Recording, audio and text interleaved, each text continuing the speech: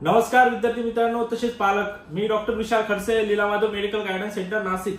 विद्यार्थी मित्रांनो, तुम्ही जर आपल्या व्हिडिओ जर फर्स्ट टाइम बघत असाल तर चॅनलला नक्की सबस्क्राइब करून ठेवा, जेणेकरून जी काही महत्त्वपूर्ण अपडेट असेल ही तुमच्यापर्यंत पोहोचेल। आणि हा, तुम्हाला जर आमच्या फ्री व्हॉट्सअप ग्रुपमध्ये जर जॉईन व्हायचं असेल तर डिस्क्रिप्शन मध्ये लिंक दिलेली आहे, तिथे जाऊन सुद्धा तुम्ही जॉईन होऊ शकता, जेणेकरून जी काही महत्त्वपूर्ण आपण व्हिडिओ टाकणार ग्रुपवर ते तुमच्यापर्यंत पोहोचतील। ओके, तुमचा जास्त वेळ न घेता आपण महत्त्वाच्या मुद्द्यावर बोलूया। हे बघा, आता आज आहे 2 तारीख, फक्त तुमच्याजवळ उद्याचा दिवस आहे म्हणजे 3 आणि परवा 4 तारीख। 4 तारखेला पुऱ्या जगभरामध्ये नीट परीक्षा होणार आहे। विद्यार्थी असतील, जे पालक सुद्धा त्यांच्यावर प्रेशर टाकत असतील किंवा विद्यार्थी सुद्धा मेहनत करून स्टडी करत आहेत। ओके, आणि कोणी रिपीट असतील, कोणी फ्रेशर असतील, कोणी 3-3, 4-4 वर्ष सुद्धा मेहनत करून काही त्यांचं ड्रीम्स एम्स असेल, MBBS असेल ते पूर्ण करण्यासाठी 2 ते 3 वर्ष सतत मेहनत जिद्दीची आणि ते स्टडी करत असतात, बरोबर आहे। पण त्यांच्याकडून एवढी 2 ते 3 वर्ष मेहनत करून त्यांच्याकडून एक चूक होते की जो काय आपण स्टडी करतो, जो काय अभ्यास करतो, पण परीक्षा सेंटरवर गेल्यानंतर ते सर्व आपला जो काय माइंड आहे तो सर्व ब्लँक होतो आणि आपण सर्व विसरून जातो। हे प्रत्येक मॅक्झिमम विद्यार्थ्यांसोबत होतं। तर हे का होतं आणि न होण्यासाठी काय काळजी घेतली पाहिजे हे लक्षात घ्यायला एकदम गरजेचं आहे।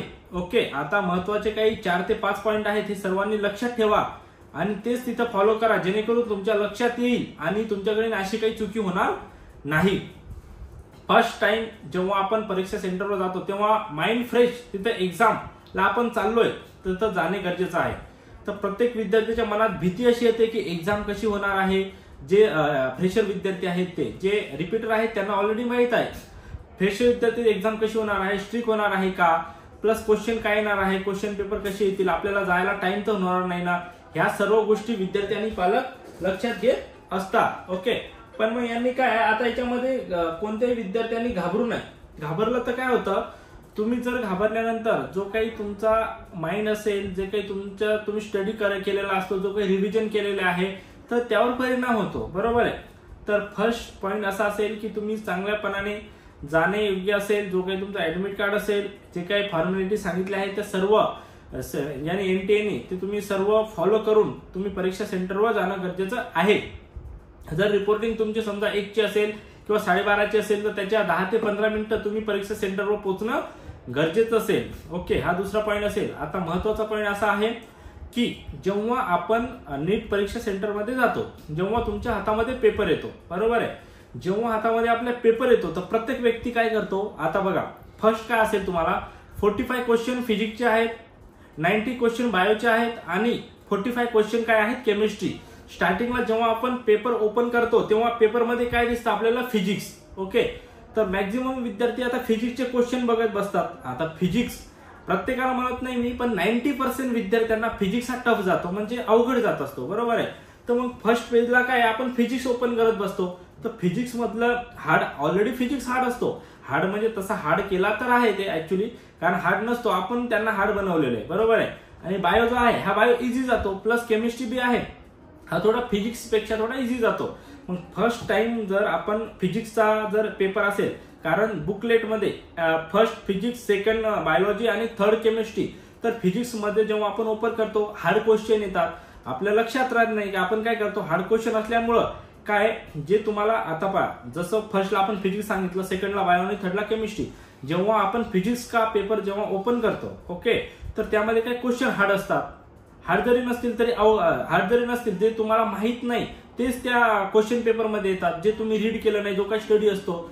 मग त्याच्यावर काय माणसाला एकदम भीती निर्माण होते की आता हा फर्स्ट क्वेश्चन जर आपल्याला माहित नसेल तर सेकंड कसा असेल, थर्ड कसा असेल, तर व्यक्ती हा घाबरून जातो, त्याला घाम सुटतो आणि जे काही त्यांनी स्टडी केलेला आहे तो सर्व पूर्णपणे विसरून जातो। हे बऱ्याच विद्यार्थ्यांच्या आणि पालकांच्या मला मागच्या वर्षी असेल 2021ला 22ला 3-4 वर्षांपासून सतत की त्यांचा असा हा रिव्ह्यू आहे की सर असं आमच्यासोबत घडलेलं आहे।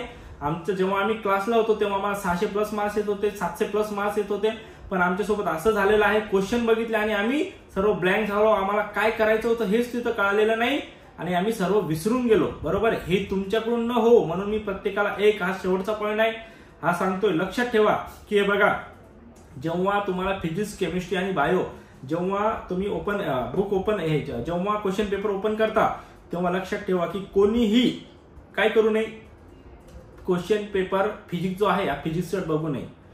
जे बायोलॉजी आहे, इझी सब्जेक्ट बायो आहे, बायो मधले जेवढेही क्वेश्चन तुम्हाला येतात तेवढे सर्व तुम्ही त्याच्यामध्ये सॉल्व्ह करावे. जेवढे तुम्हाला येतात तेवढे सॉल्व्ह करायचे.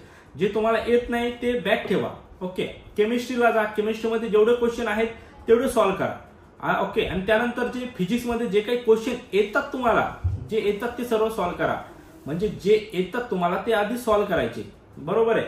आणि नंतर काय, नंतर तुम्हाला जसं हे असेल फिजिक्स असेल त्याचे काही सॉल्व्ह करायचं असेल, तुम्हाला सोल्युशन असेल किंवा केमिस्ट्रीच्या काही रिएक्शन असतील काही करायचं असेल किंवा बायोचं सुद्धा तुम्हाला आठवायचं असेल तुम्हाला वेळ मिळतो. बरोबर आहे. जे काही तुम्हाला फ्रेश माइंडने जे काही तुम्हाला आठवते ते तर तुम्ही ऑलरेडी सॉल्व्ह करून बसता. मॅक्झिमम 720 मार्क्सचा जर पेपर असेल तर 500 550 पर्यंत तुम्ही सॉल्व्ह करून बसता. बरोबर आहे. म्हणजे जसं मी तुम्हाला आधी सांगितलंय की फिजिक्समुळे असेल किंवा काही दुसऱ्या केमिस्ट्रीमुळे असेल तो विद्यार्थी ब्लँक होतो आणि विसरून जातो. म्हणजे एवढं होणार नाही. ऑलरेडी ऑलमोस्ट तुम्हाला 500+ मार्क्स तर पडलेलेच असतील. पण नंतर तुमच्याजवळ जो काही 1 तास 1.5 तास असतो यामध्ये जे काही तुम्ही सॉल्व्ह केल्यानंतर जे काही क्वेश्चन तुम्हाला माहित नव्हते किंवा आठवत नव्हते किंवा त्याला वेळ लागत होता तर त्यासाठी काय करायचं, नंतर जो 1 ते 1.5 तास असतो ते नंतर सॉल्व्ह करत बसायचं. जेणेकरून काय होईल, ऑलरेडी तुम्हाला मार्क्स पडलेले आहेत. जे काही आहेत तुम्हाला क्वेश्चन येणार होते राईट ते तुम्ही सॉल्व्ह केलेले आहेत आणि जे सॉल्व्ह करायचे बाकी आहेत ते एकदम निवांत सॉल्व्ह करायचे आहेत. आणि सर्व लक्षात ठेवा, टाइमाचं नियोजन. मॅक्झिमम विद्यार्थ्यांचा प्रश्न असा असतो मला की सर आम्हाला माहिती होतं याचा आन्सर असा आहे तसा आहे पण आमच्याजवळ वेळ नव्हता आणि म्हटलं करू थोड्या वेळात करू आणि वेळ निघाला लगे आणि स्टॉप झाल्यानंतर आमचा पेपर आमच्या हातातून घेऊन घेतलेला आहे. तर हे प्रत्येक तुमच्याकडून न हो, त्याच्यामुळे ही काळजी घेतली पाहिजे. कारण की महत्वाचं तुम्ही 2 ते 3 वर्ष स्टडी करता, मेहनत करता, चांगले क्लासेस लावता आणि तुमच्या एका चुकीमुळे तुमचं वर्षच व्यर्थ जात नाही तर सर्व जी काही मेहनत केलेली आहे तुम्ही दिवस रात्र ती सुद्धा व्यर्थ जात असते. तर ह्या काही टिप्स असतात छोट्याशा, ह्या टिप्स मी माझ्या माध्यमातून तुमच्यापर्यंत कसा पोहोचेल याचा प्रयत्न करतोय. जसं इंस्टाग्राम असेल, फेसबुक असेल, युट्यूब असेल तर या माध्यमातून तुम्ही हे घ्या आणि ह्या ज्या काही टिप्स आहेत ह्या फॉलो करा. बरोबर आहे. आता फक्त जो इन्क्रीज सब्जेक्ट आहे, तर इन्क्रीज सब्जेक्ट म्हणजे जो काही तुमचा स्कोर वाढू शकतो. जसं 360 मार्काला बायोलॉजी आहे, 180 मार्क्सला केमिस्ट्री आहे आणि 180 मार्क्सला फिजिक्स आहे. तर 360ला जसं तुमचं बॉटनी असेल आणि झुलॉजी असेल तर हे जे आहे एनसीईआरटीचे 360 मार्क्सला आहे. तर 360 मार्क्स म्हणजे हा इन्क्रीजेबल सब्जेक्ट आहे.